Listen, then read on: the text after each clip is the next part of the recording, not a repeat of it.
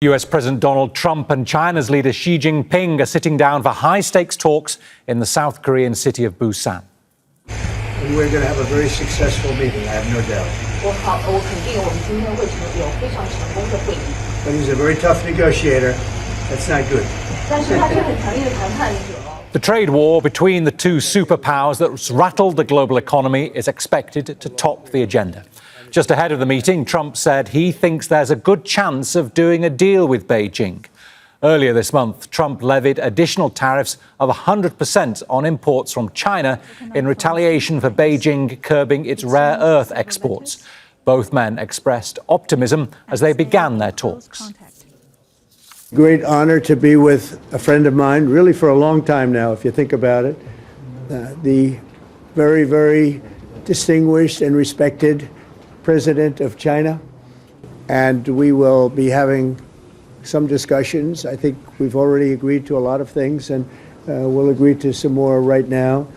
But President Xi is a great leader of a great country, and I think we're going to have a fantastic relationship for a long period of time. Given our different national conditions, we don't always see eye to eye with each other, and it is normal for the two leading economies of the world to have frictions now and then. In the face of wind, waves and challenges, you and I, at the helm of China-US relations, should stay the right course and ensure the steady sailing forward of the giant ship of China-US relations. I always believed that China's development goes hand in hand with your vision to make America great again. Our two countries are fully able to help each other succeed and prosper together. Now let's take a closer look at the sticking points between the two countries. Last year, the US imported $295 billion more than it exported to China.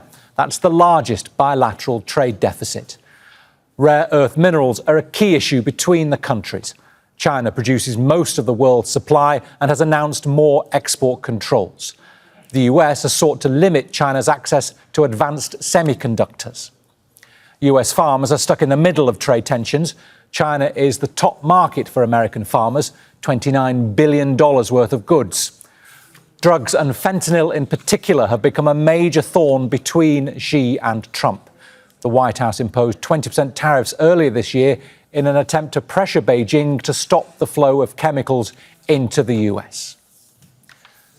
Yoon Soon is the director of the China program at the Stimson Center. She joins us live from Washington, D.C. Yoon, what's at stake here for both countries?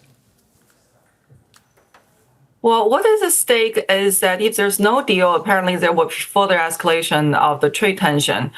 The 100% tariff, I know that Treasury Secretary Bessent has already said that it's not going to happen. But if there's going to be no deal, then we're talking about the resurging or the reemergence of escalating tariffs again. And that will put the global economy in an extremely perilous position. Let alone the economies of both US and China this year. Now, ahead of the meeting, President Xi said that a basic consensus for a deal had been reached between the two countries. Who's got more at stake here? Is it China or is it the US? Who's got the cards? Well, the fact that the two countries have engaged in lengthy negotiations to come to where they are today, to reach this framework deal, I think that means that both sides hold critical cards against each other. For China, this is a rare earths export restriction, export control. This is a purchase of U.S. agriculture products, especially soybean. This is also Chinese cooperation on issues related to fentanyl. For the United States, I think the critical card it holds over China is the fact that, well, Chinese export to the United States is currently still subject to more than 50% of U.S. tariff, and that has a significant impact over the Chinese ability to export. So I would say that both sides hold some critical cards and leverage against each other. So that's why they're willing to negotiate. OK, Donald Trump is used to looking for a sort of a quick result often from his trade deals, his negotiations. The Chinese handle things completely differently. Is it going to be difficult for the two sides to give each other what they want, particularly straight out of the back of this meeting?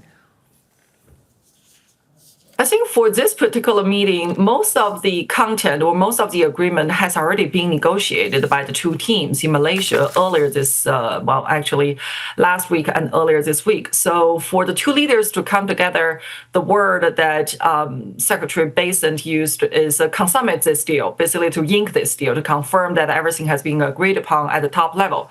So I would say that for this particular meeting, we're probably not going to see a lot of new content coming out of the meeting, but that doesn't mean the deal is insignificant. In fact, the deal is very important for both economies. All right, Yoon Soon at the Stimson Center in Washington, D.C. Thank you very much for joining us.